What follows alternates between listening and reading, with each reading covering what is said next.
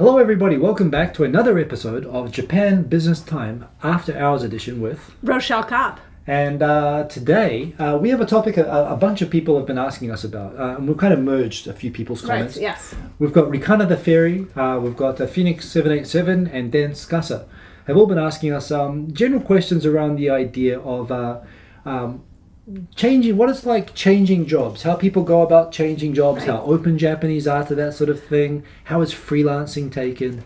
So sort of thing about the fluid Japanese, does the fluid Japanese labor market exist and how are people seen when they try to change jobs? Great topic, so hang around.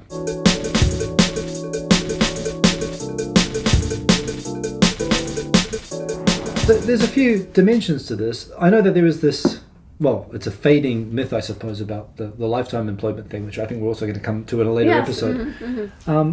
But there is this idea that people talk about the Japanese labor market's not fluid at all. People hardly change jobs, which in my experience isn't that true, actually. Right. Well, it was true in the past for a limited number of companies. Okay. And now that number of companies is becoming smaller. So there's still people who live in that world of you stay in the same company forever and those very conservative firms. But now there's just a whole bunch of other options and ways of doing things. Yeah. So I suppose, and I've been in a role for the last few years where I've been looking at people to hire where previous experience was a prerequisite. So I've been in a position of looking and in a consensus-based hiring process. And this is a foreign firm in Japan. This is for an international firm in Japan, but all the other members involved in the process were almost always all Japanese, and there were 6 or 7 of us, and all 6 of us had to agree. Okay. So tough hurdles and very, very different people assessing. But we would do the same. First, the CV would come around. We'd all look at the CV, and there would be maybe one person would veto from that.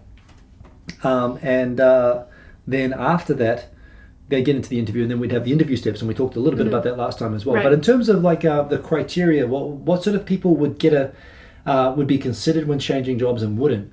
I would say Japanese tend to, based on being in a team of people who do this, Japanese don't look like people who look like job hoppers.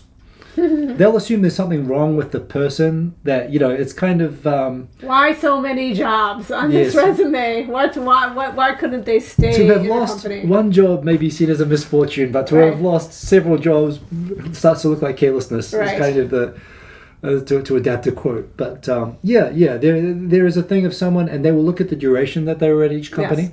And I would say less than 1 year, it's assumed that something disastrous happened.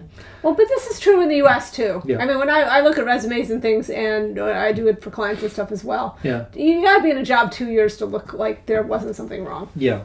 And I'd say you notch that up. I'd say 3 years is probably, again, in my personal around me experience. But I think there is this thing. They look for people. Japanese companies are not against hiring people with experience. Of course, some Japanese companies, the traditional model is that you hire someone with no experience that you mold in the ways of your company. But in this age of kind of downsizing and set cost saving and so on, being able to hire someone without a full training cost, or someone who's going to bring something that they can contribute immediately, there's a value to that. So people do look. So they do look for people that can come in and occupy roles. But yes, one they'll be conservative about. You have to. So in terms of how do you position yourself to be attractive for that sort of thing? I would say look at having on your CV having worked at a well-known company. That helps. Again, I think it's really kind of wrong in some ways how Japanese they'll ask you on your CV how many people were at the company that you worked at last. What is the capitalization of that company? Just to get a sense of the scale. And there's a prejudice against smaller companies, even though it might be that you would get much better experience sometimes at a smaller company. Exactly, yeah. But it's associated with respectability. So if you're looking to get into Japan and accumulate experience as like a career step, it's probably worthwhile. And this is why big companies sometimes pay terribly, because they know everyone wants to join them at a minimum for the experience. Because they can have it on their resume, Yeah. Well, that's the same reason why a lot of big companies in Japan just treat their suppliers terribly. Yes. Because everyone wants to be able to say that they've done work for XYZ big company. Yeah, no, so so I'd say definitely go. It helps to be seen with a well-known brand in the experience, and that you build up a certain degree of experience.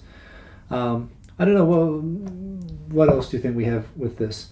in terms of what Japanese companies are looking for when they're looking for experienced hires? Oh, well, I mean, I think all the things that they would with a fresh graduate as well is that they want someone who they think is going to fit into the team. Yes. And has a kind of a pleasant and adaptable personality. Yeah. And doesn't have too strong, what Japanese would say, kosei. Yeah. Which is, sort of individual quirks. Yeah. Not too many quirks. And so that goes back to our last conversation about the clothes and things, right? Yeah. Which is why there's a whole thing which we're not going to do this season, but I would like to do sometime on the Japanese interview process, because I've been interviewing. If you interview like Americans and Chinese and Japanese, the style of interview is so different. For Japanese, hiring process is an elimination process. So they won't go over the top with like exaggerated glory stories or praise.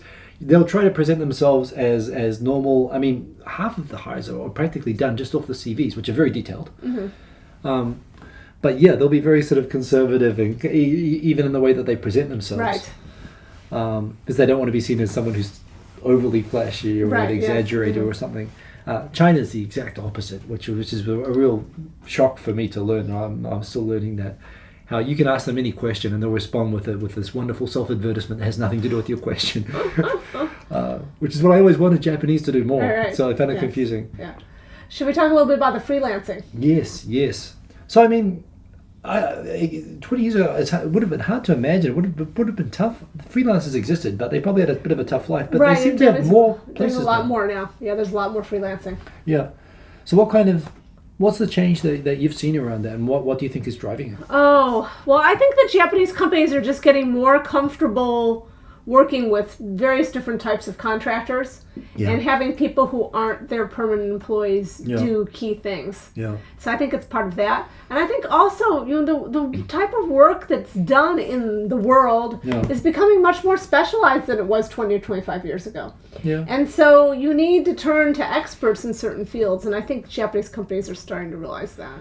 I think the other thing about that is it comes back to what I always talk about, the Koizumi reforms, to introduce increased contract workers and temp workers, people who aren't owned by the company. Right.